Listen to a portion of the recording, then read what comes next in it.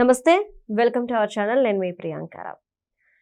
కేసీఆర్ గారు press meet పెట్టి మాట్లాడిన అంశాలు 1.5 అవర్ ఏదైతే మాట్లాడారో ఎన్నో ప్రశ్నలు ఉత్పన్నం చేస్తుంది, అలానే కొన్ని చర్చలకు దారితీస్తుంది. అందులో ఒకటి నీటి జగడం.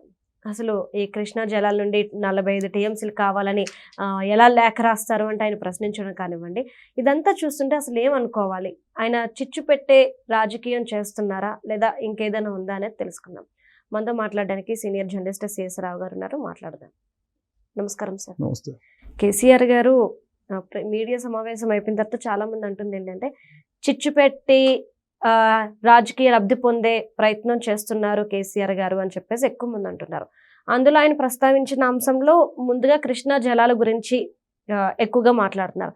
ఏంటి అసలు ఏం చెప్పాలనుకుంటున్నారు? మళ్ళీ జలాల మధ్య చిచ్చు పెట్టి అంటే రాష్ట్రాల మధ్య జల జగడం సృష్టించి ఆయన రాజకీయంగా లబ్ధి పొందాలనుకుంటున్నారా ఏంటి?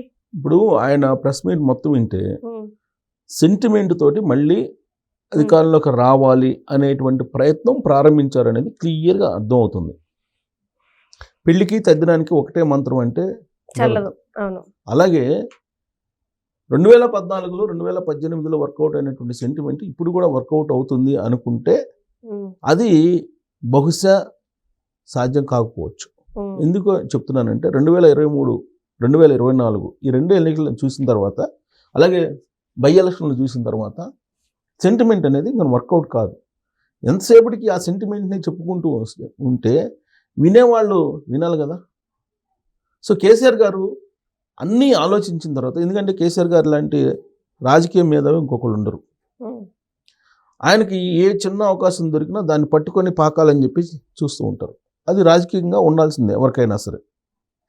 అయితే ఇప్పుడు నీళ్లు, నిధులు, నియామకాలు ఈ మూడింటిని చూపించి తెలంగాణ రాష్ట్ర సాధన కోసం ఆంధ్ర అనేటువంటి ఒక టార్గెట్ చేసి, ఆంధ్ర అనేటువంటి ఆంధ్ర వాళ్ళు అని చెప్పి టార్గెట్ చేసి ఆయన ఎలాంటి విన్యాసాలు చేశారో అందరికీ తెలుసు.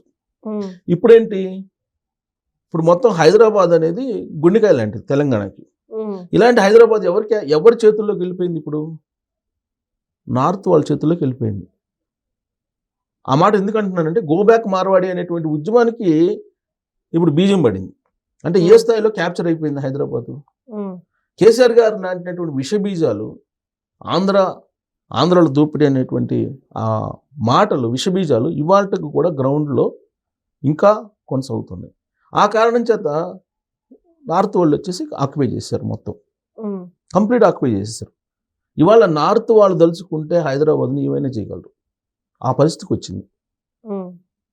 ఆంధ్రాలో ఆల్మోస్ట్ వెళ్ళిపోయారు. ఆంధ్రాలో పెద్దగా ఏమి లేరు, ఇక్కడ ఉన్నా కానీ ఎవరు వ్యాపారాలు వాళ్ళు చేసుకుంటున్నారు, బీఆర్ఎస్ పార్టీతో కలిసి ఉంటున్నారు. యాక్చువల్గా బీఆర్ఎస్ పార్టీతో ఉంది ఆంధ్రాళ్ళు. ఆంధ్రాళ్ళు లేకపోతే బీఆర్ఎస్ పార్టీ లేదు ఇక్కడ. గ్రేటర్ హైదరాబాద్లో 25 స్థానాలు ఎందుకు వచ్చినాయి? ఆంధ్రాళ్ళు లేకపోతే ఎక్కడి నుంచి వస్తాయి? సో ఆంధ్ర వాళ్ళు ఉంది, ఆంధ్ర కాంట్రాక్టర్లకి లబ్ధి చేకూర్చింది కూడా కేసీఆర్ గారే. ఇప్పుడు కాళేశ్వరం ప్రాజెక్ట్ ఉంది, ఎవరితోటి కట్టించారు? ఆంధ్ర వాళ్ళతో కదా కట్టించింది. ఒక కాళేశ్వరం కాదు, ప్రతి కాంట్రాక్టు 100కి 100% ఆంధ్ర వాళ్ళకే ఇచ్చాడు కేసీఆర్ గారు. ఇది ప్రశ్నించాలి తెలంగాణ సమాజం.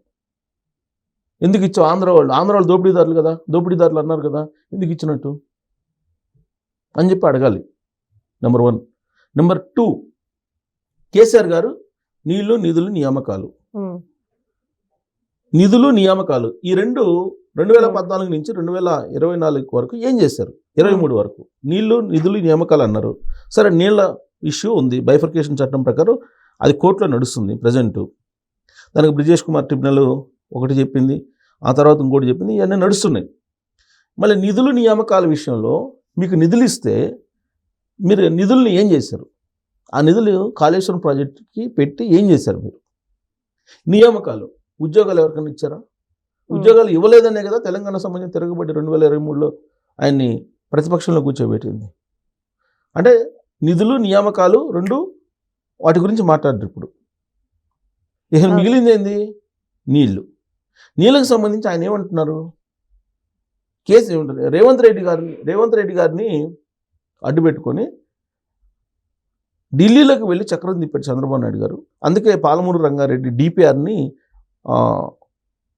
క్లోజ్ చేసేసారు, ఆపేశారు. డిపిఆర్ని రద్దు చేసేసారు. అని చెప్పి ఆయన మాట్లాడారు. నేను పాలమూరు రంగారెడ్డి ప్రాజెక్ట్ అనేది ఇవాళది కాదు కదా. కాదు. ఈ పాలమూరు రంగారెడ్డి దాని మీదనే కదా, అలాగే పోతిరెడ్డిపాడు దాని మీదే కదా ఆయన నగరి వెళ్ళి రోజా గారి దగ్గర చేపల పులుసు తిని ఆయన ఏమన్నారు, చేపల కూర తిని బయటకు వచ్చి ప్రెస్ మీట్ పెట్టి ఏం చెప్పారు, రాయలసీమను రత్నాలసీమగా మారుస్తానని చెప్పారు. ఎట్ట మారుస్తారు రత్నాలసీమగా? కృష్ణా వాటర్ ఇవ్వడానికి కదా. ఆ రోజు 40 TMCలు వాటర్కి ఒప్పుకొని ఈయన కేంద్రానికి లేఖ రాశారని చెప్పి రేవంత్ రెడ్డి గారు చెప్తున్నారు కదా. చెప్తున్నారు. కొత్తగా ఇప్పుడు రేవంత్ రెడ్డి గారు సంతకం పెట్టారని చెప్పి ఈయన చెప్తారు. సార్ అప్పుడు ఒక జగన్మోహన్ రెడ్డి గారును ఈయన ఒక ఒప్పందం చేసుకున్నారు, కృష్ణా జలాలు తరలించే విధంగా కట్టాలి. కృష్ణా గోదావరి జలాల మీద 2 ప్రాజెక్టులు నిర్మించి 2 లక్షల కోట్ల రూపాయలతోటి ఈ 2 రాష్ట్ర ప్రభుత్వాలు ప్రాజెక్టులు నిర్మించి చెయ్యాలని చెప్పేసి అనుకున్నారు. అవును సార్. కాళేశ్వరం లాగా అవి కూడా తయారవుతాయి అని చెప్పేసి అక్కడ ఇంజనీర్లు ఇక్కడ ఇంజనీర్లు ఇద్దరు కూడా సమావేశం అయ్యారు వీళ్ళ ఒత్తిడి తట్టుకోలేక. కానీ ఆంధ్రప్రదేశ్లో ఉండేటువంటి ఇంజనీర్స్ ఒప్పుకోలే కొంతమంది. దాంతో అది ఆగిపోయింది. కేంద్ర ప్రభుత్వం కూడా ఒప్పుకోలే. కేంద్ర జలసంఘం ఒప్పుకోవాలి కదా, వీళ్ళు ప్రాజెక్టులు డిజైన్ చేయొచ్చు, ఒప్పుకోవాలి కదా. 2 లక్షల కోట్ల రూపాయలకి టెండర్ వేశారు వీళ్ళు. 2 లక్షల కోట్ల రూపాయలు విలువైనటువంటి ప్రాజెక్టులు కట్టాలి వాటి మీద అని చెప్పి. అంటే దోస్తులు ఇద్దరికేనా? ఇద్దరు కలిసి 2 రాష్ట్రాలకు సంబంధించి మనం సస్యశ్యామలం చేద్దాం అని చెప్పి 2 లక్షల కోట్ల రూపాయలకు సంబంధించినటువంటి ప్రాజెక్టులు నిర్మించాలని చెప్పి ప్లాన్ చేశారు. అది సాధ్యం కాదు ఇంజనీరింగ్ ప్రకారం అని చెప్పి ఆంధ్రప్రదేశ్లో ఉండే కొంతమంది ఇంజనీర్లు అడ్డం తిరిగారు. అందుకనే సార్ అప్పుడు జగన్మోహన్ రెడ్డి గారు మీడియా ముందుకు వచ్చి ఈ ప్రాజెక్టుకి సంబంధించి ఒక్క మాట కూడా మాట్లాడలేదు. ఎవరు మాట్లాడలేదు. ఇప్పుడు కృష్ణా గోదావరి వాటర్ మీద ప్రాజెక్టులు కడదామన్నటువంటి ఇదే కేసీఆర్ గారు ఇప్పుడు అక్కడ వరద జలాలు అంటే నీటిలో సముద్రంలో కలిసిపోయేటువంటి జలాలను ఆపుకోవడానికి బనకచర్లని ప్లాన్ చేస్తే దాన్ని వ్యతిరేకించారు. సరే బనకచర్లు వద్దు అని చెప్పేసి మళ్ళీ నల్లమల సాగర్ అని చెప్పి ఒకటి పెట్టారు, దాన్ని వ్యతిరేకిస్తున్నారు. గోదావరి జలాలని దోచుకునే దాన్ని ప్రయత్నం చేస్తున్నారు అంటున్నారు. వెరీ సింపుల్, ఎవరికైనా అర్థమయ్యేది. ఇప్పుడు నీటి ప్రవాహం పైనుంచి కిందకు వస్తున్నప్పుడు మన ఇంటి మీద నుంచి నీళ్లు పోతున్నప్పుడు కిందోడు ఆపుకుంటే వచ్చే నష్టం ఏంటి? కిందోడు ఎక్కడో ఉంటాడు, అటు సముద్రంలో కలిసిపోయే వాటర్ని డైవర్షన్ చేసుకుంటే వచ్చే నష్టం ఏంటి? అంటే అయితే సముద్ర పాలు కావాలి కానీ రాష్ట్రం బాగుపడకూడదు ఏపీ. ఇప్పుడు సరే ఆయన ఉద్దేశం ఏదన్నా కానీ ఇప్పుడు తెలంగాణ నుంచి గోదావరి జలాలు ఎక్కడికి వెళ్తాయి? పోలవరం మీదుగా పోలవరం దాటుకొని వెళ్ళి సముద్రంలో కలుస్తాయి. ఎక్కడో పోలవరం కింద భాగంలో బనకచర్లను నిర్మిస్తానంటే ఇక్కడ తెలంగాణ పై భాగంలో ఉండేటువంటి తెలంగాణ అబ్జెక్షన్ చేయటంలో ఏమాత్రం దాంట్లో అర్థం ఉందా అనేది ఇప్పుడు ఆంధ్రప్రదేశ్లో ఉండేటువంటి పాలకులు అడుగుతున్నారు. జగన్మోహన్ రెడ్డి గారు మాట్లాడట్లా, విచిత్రం ఏంటి దీని మీద? జగన్మోహన్ రెడ్డి గారు మాట్లాడట్లా, విచిత్రం, గమనించాల్సిన అంశం ఇది. సో ఇప్పుడు ఈయన కృష్ణా జలాల విషయంలో కూడా పోతిరెడ్డిపాడుకి సంబంధించినటువంటి కెపాసిటీ పెంచేలాగా అక్కడ పెంచుకొని పోతిరెడ్డిపాడు జలాల్ని డైవర్షన్ చేసినప్పుడు ఎవరు? జగన్మోహన్ రెడ్డి గారు. ఈయన ఏం చేసినట్టు? నగరికి వెళ్ళి రోజా గారి దగ్గర చేపల పులుసు తిని చేపల కూర తిని నువ్వు రాయలసీమ రత్నాలసీమ మారుస్తాను అని చెప్పి చెప్పిన తర్వాతనే కదా జరిగింది. ఇదే కదా రేవంత్ రెడ్డి గారు చెప్తుంది. సో కాబట్టి ఇప్పుడు ఆయన రాసింది ఇప్పుడు బైఫర్కేషన్ చట్టంలో ఏ విధంగా అయితే మన కోర్టులో కూడా అదే వాదన చేశారు. రాజకీయ అవసరాల కోసం నీటి కేటాయింపులు అనేవి ఉండవు. బైఫర్కేషన్ చట్టంలో ఏదైతే ఉందో దాని ప్రకారం ఉంటాయి నీటి వాటాలు. రాజకీయ అవసరాల కోసం రాష్ట్రాన్ని విభజించినట్టుగా నీళ్ల పంపకాలు ఉండవు అని చెప్పి వాదించింది ఆంధ్రప్రదేశ్ ఇంజనీరింగ్ విభాగం తరపున అడ్వకేట్. ఇప్పుడు ఆ రోజున 299 TMCలకు ఒప్పుకున్నారు కదా, బైఫర్కేషన్ చట్టంలో అదే కదా పెట్టింది. మరి ఇప్పుడు కాదు మాకు 800 అడుగుతున్నారు. అవసరాల కోసం మాకు అవసరాలు ఉన్నాయి ఇలా చెప్పడం అది వేరు. ఇప్పుడేంటి? ఇప్పుడు ఇంకో రకంగా దాన్ని ట్విస్ట్ చేసేసి ఈ నీళ్లు అనేటువంటి కాన్సెప్ట్ తోటి సెంటిమెంట్ తీసుకురావాలని చెప్పి ప్రయత్నం చేస్తున్నారు. మీకు గుర్తుంటే 2023 అసెంబ్లీ ఎన్నికలకు ముందు జస్ట్ రేపు తెల్లారితే పోలింగ్ అనగా నాగార్జున సాగర్ లో పోలీసులు ఇటుపక్క పోలీసులు అటుపక్క పోలీసులు మోహరించారు. ఏం సాధించాలని మీరు? అంటే ప్రజల్ని మీరు మభ్యపెట్టాలనే కదా ఆ రోజు చేసింది. ఏంటి మీరు ఎందుకు చేయాలి? పోలీసులు ఇటుపక్క పోలీసులు అటుపక్క పోలీసులు మోహరించాల్సినటువంటి సీరియస్నెస్ ఉందా? అంటే ఒక సెంటిమెంట్ని క్రియేట్ చేసి ఆ సెంటిమెంట్ ద్వారా ఓట్లు లబ్ధి పొందాలి, అధికారంలో రావాలనేటువంటి ఒక ప్రయత్నం ఏదైతే ఉందో అది మంచిది కాదు. ఫలించలేదు సమాజంలో కూడా. విద్వేషాలను రెచ్చగొట్టడం అనేది మంచిది కాదు. అవును. ఒకవేళ మీరు రాజకీయంగా తాత్కాలికంగా లబ్ధి పొందినప్పటికీ ప్రకృతి చూస్తూ ఉంటుంది. నిజమే.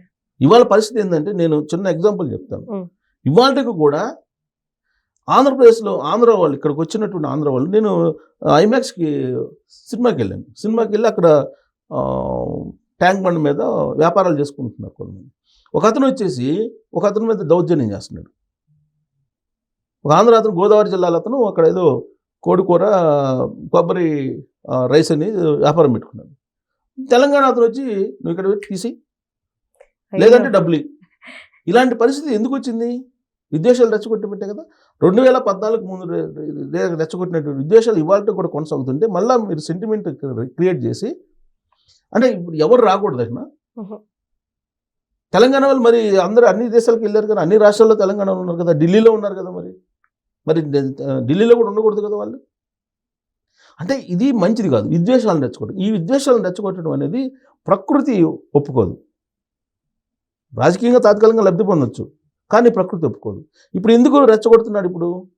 ఇప్పుడు ఇది చంద్రబాబు నాయుడు పాలమూరు రంగారెడ్డి డిపిఆర్ని తొక్కిపెట్టాడు, కేంద్రంతో మాట్లాడుకుని ఎందుకు చెప్తున్నాడు అని అంటే దక్షిణ తెలంగాణలో బీఆర్ఎస్ పార్టీ లేదు, ఉత్తర తెలంగాణలో బీజేపీ బలపడింది, ఉత్తర తెలంగాణలో బీజేపీ స్ట్రాంగ్ అయింది, దక్షిణ తెలంగాణలోనేమో బీఆర్ఎస్ పార్టీకి బలం లేదు. ఎక్కడైతే బలంగా ఉందో బీఆర్ఎస్ పార్టీ అక్కడ బీజేపీ బలపడింది. కాబట్టి అక్కడ నీటి కేటాయింపుల్లో జరిగిన అన్యాయం అని చెప్పేసి నేను దక్షిణ తెలంగాణ మొత్తం నేను వచ్చి పర్యటిస్తానని చెప్పి చెబుతున్నారు. పర్యటిస్తే అక్కడ జనాలు నమ్మద్దు, తెలుసు కదా హిస్టరీ మొత్తం. దక్షిణ తెలంగాణ ఉత్తర తెలంగాణ కంప్లీట్గా వాళ్ళకి భావ సారూప్యత కానీ కల్చర్ కానీ చాలా డిఫరెంట్ ఉంటుంది, చాలా డిఫరెంట్ ఉంటుంది. అక్కడేమో ఖమ్మం నల్గొండ జిల్లాలకి సంబంధించి ఆంధ్ర కల్చర్కి కొంచెం దగ్గరగా ఉంటారు. మహబూబ్ నగర్ మిక్స్డ్గా ఉంటుంది, గ్రేటర్ హైదరాబాదు మిక్స్డ్గా ఉంటుంది. ఉత్తర తెలంగాణలోనేమో బీఆర్ఎస్ పార్టీ బలహీనపడింది అనేది, బీజేపీ బలపడింది అనేది స్థానికంగా జరిగినటువంటి ఎన్నికల్లోనే తెలుస్తుంది. పైగా కూటమి వస్తే పరిస్థితి ఏంది? కూటమి తెలుగుదేశం పార్టీ బలంగా ఉంది గ్రేటర్ హైదరాబాద్ దక్షిణ తెలంగాణలో.